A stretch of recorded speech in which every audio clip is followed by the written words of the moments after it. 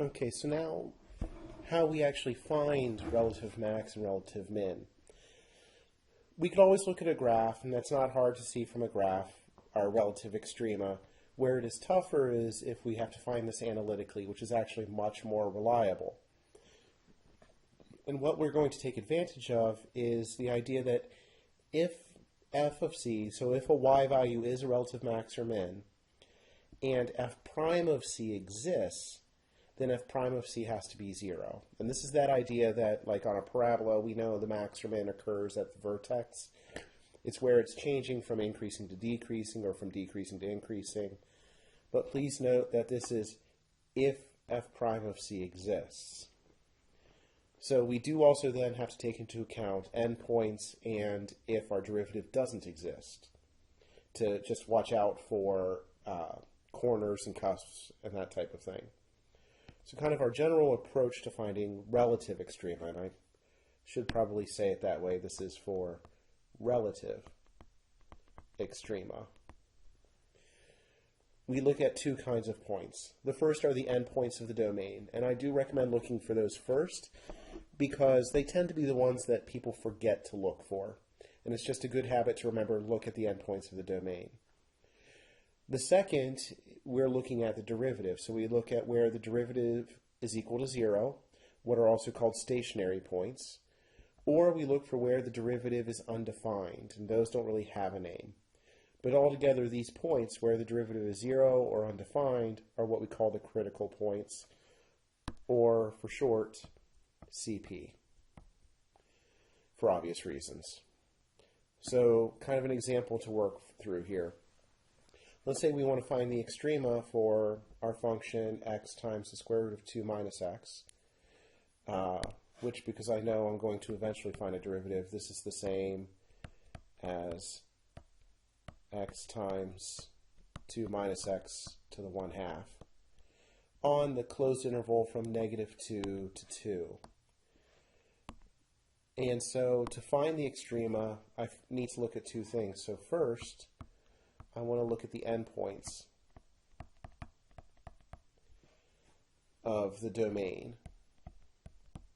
Well, our domain was from -2 to 2, so I need to first look at, what is f of -2? That's -2 times the square root of 2 plus 2, which is going to give me -4. And then f of +2, the other endpoint, is going to be 2 times the square root of 2 minus 2, which is 0. Now, I'm not quite sure yet exactly what's what there, but at least I have my endpoints ready for when I do look at them. So then the second thing I need to look at are my critical points. And for this, I need my derivative. So I'm going to need to use the product rule to find my derivative. So that's first times the derivative of the second plus the second times the derivative of the first. And because I'm going to be doing some calculations with this, I am going to go ahead and do a little bit of simplifying here just to see if I can make things a little bit easier on me. Now, these are both fractions. I'm going to get a common denominator of radical 2 minus x. Whoops, I missed a 2 down here. So that needs a 2 there with it. Over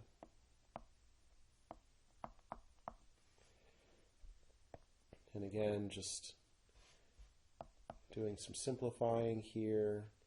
So that's going to be 4 minus 3x over 2 square root of 2 minus x. I'm pretty sure I did all of that right. Just double checking here. Looks okay to me. So now what I'm interested in is where f prime is equal to 0. Oops. F prime of x is equal to 0, and where f prime of x is undefined. Now the nice thing, by combining it into one fraction, when I'm looking for where it's equal to 0, all I need to look at is at the numerator, because to make my fraction equal 0, I just need the numerator to equal 0. And when I solve that, I get x is 4/3. Just double checking, that does lie in our domain, so this is a critical point. So I would need f of 4/3, which is going to be, give me a moment, that's going to be 1.089 about. Then to see where the critical points where my derivative is undefined, well, again, because it's a fraction, all I need to look at is what would make my denominator equal to 0.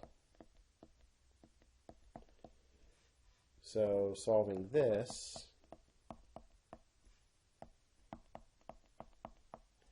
I get x equals 2.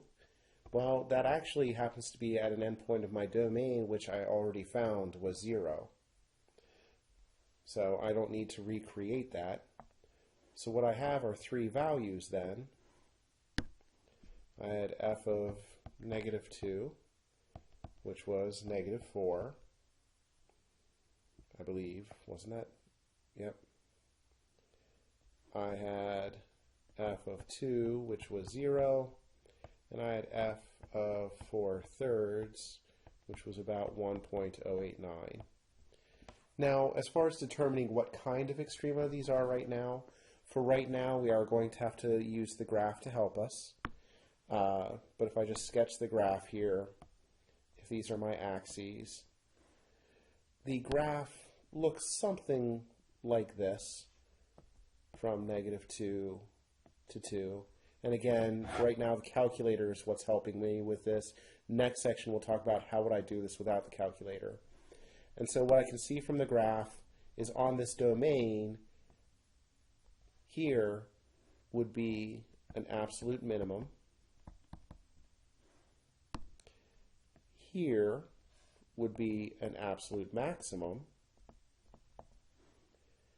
And then here would be a relative minimum. And that gives us a nice little quick way of doing these.